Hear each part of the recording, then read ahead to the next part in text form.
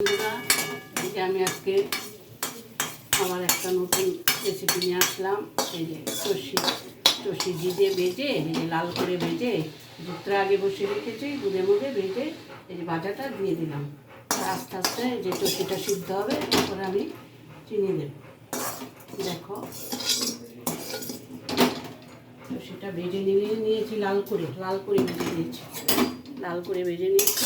ঘি দিয়ে একদম পিওর ঘি দিয়ে ভাজবে, তবে খেতে ভালো লাগবে। এই এখন এটা ফুটবে,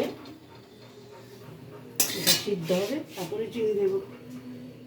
একটু কমিয়ে দিই, দুধটা শুকিয়ে যাবে, চষিটা সিদ্ধ হবে না, ওই জন্য একদম কমিয়ে চষিটা আস্তে আস্তে সিদ্ধ হবে।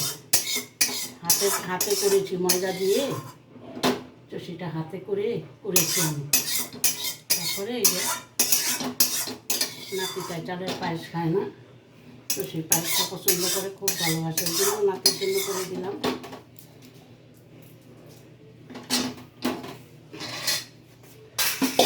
এখন দেখো চষিটা ফুটছে, চষিটা সিদ্ধ হবে। এখন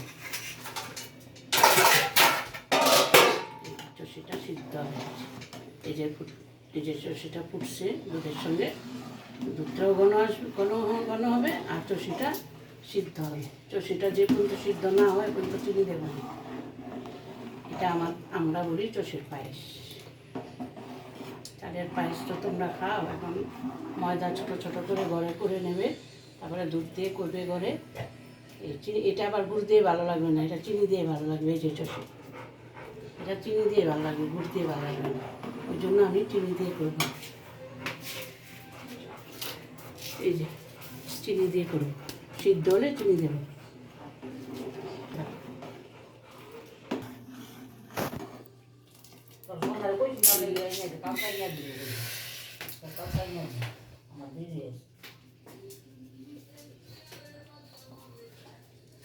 বন্ধুরা, এখন চিনি দিলাম।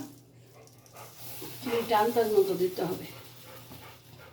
আমার 1.5 কেজি দুধ আছে, 1.5 কেজির মধ্যে চিনি মনে করো 200-র মতো দিতে হবে। 200 চিনি দিলেই না, মিষ্টি না হলে আবার পায়েস ভালো লাগে না।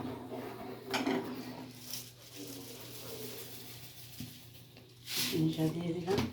চিনিটা দিলে একটু জল ছাড়ে, তো ওই জন্য একটু জলটা বেশি লাগবে। চিনিটা গলবে, তারপরে ঘন হবে, তারপরে নামিয়ে ফেলবো।